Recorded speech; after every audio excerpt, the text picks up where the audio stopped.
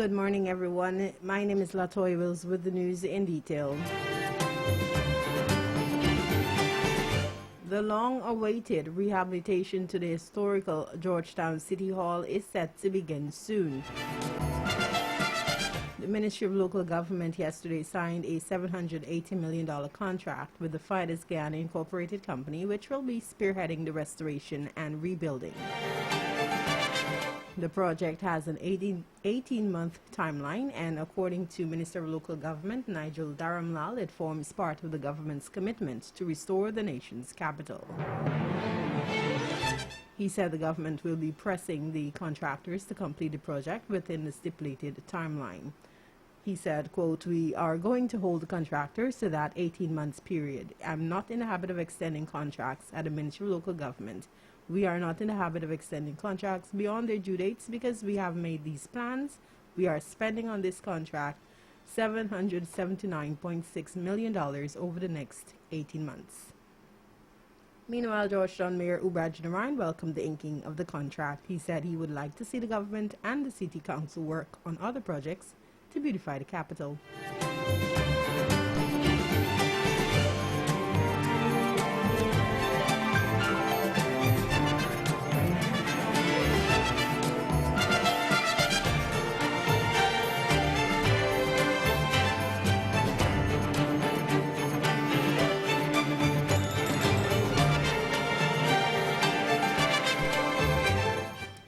It was once deemed Victorian exuberance in timber.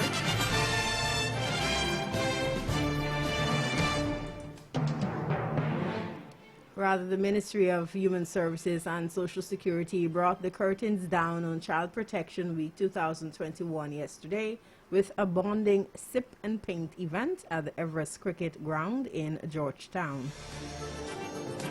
The Sip and Paint included children and their parents. This year's celebration focused on inclusivity with the theme Together, Let Us Keep Children Safe. Minister of Human Services and Social Security Dr. Vindhya Prasad dubbed the event the highlight of Child Protection Week, as it gave both parents and children the opportunity to bond through art. She highlighted, quote, "I feel art is very expressive, creative, and relaxing. But also, if you are to assess paintings and assess art, it gives you an insight into how people think, and it gives you an insight also into their mental state."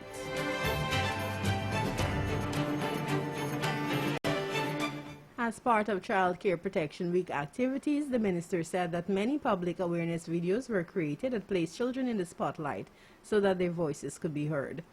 Importantly, too, the Human Services Minister pointed out that more focus will be placed on the media and public reports of child abuse because in recent times, though there are certain safeguards in place, the identities of child abuse victims are still being made public.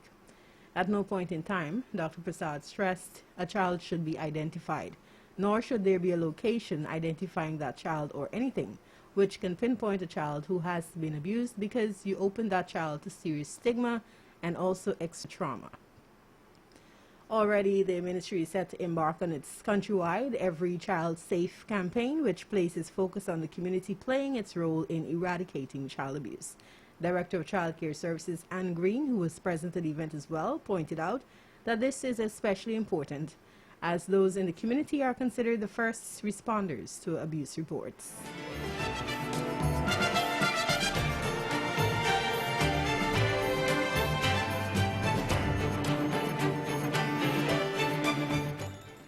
In the region, Colombian authorities said Friday they have confiscated a shipment of over 3,000 shark fins, which were to be illegally trafficked to Hong Kong from Bogota's airport. Environmental authorities in the capital said the quantity of fins meant between 900 and 1,000 sharks, between 1 and 5 meters in length, would have to have been killed. In some countries, shark fins are sold as having health benefits.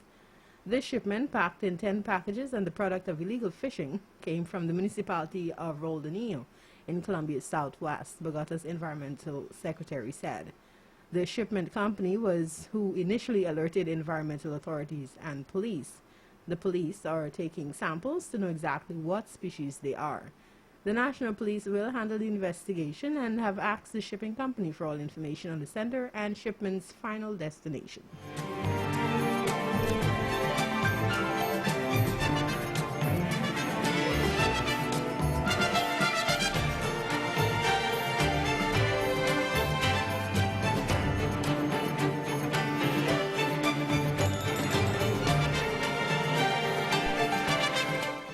Internationally, a diplomatic row between China and the West appears to be ending after the release of two Canadians held in China and a Chinese tech executive in Canada.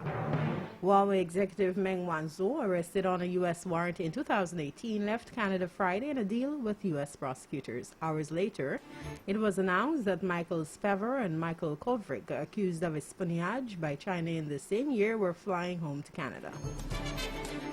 Beijing denies detaining the Canadians in retaliation for Weng's arrest, but critics have accused China of using them as political bargaining chips. The two men had maintained their innocence throughout. At a news conference, Canadian Prime Minister Justin Trudeau said they had been through an unbelievably difficult ordeal.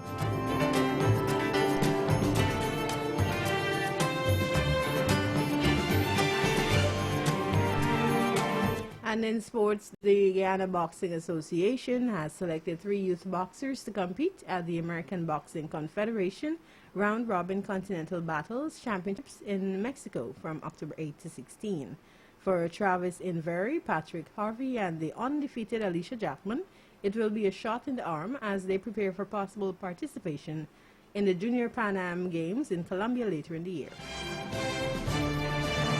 While Harvey has already sealed his spot at the Games, the other 2 are on the ropes awaiting confirmation on their spots for the November 25 to December 5 Games in Colombia. Additionally, GBA President Stephen Inval stated that Terrence Poole, the technical director of the association, has been named as coach manager for what will be the second time in 2021 a Guyanese boxing contingent will be in Mexico. Olympian Kevin Alcock, Colin Lewis, and Desmond Amsterdam, however, are still hard at work now that attention has turned to the World Championships, slated for October 24 to November 6 in Serbia. That is the news at this time. Special credits to News Source Guyana Newsroom and CNN. For these stories and more, visit realfmgy.com.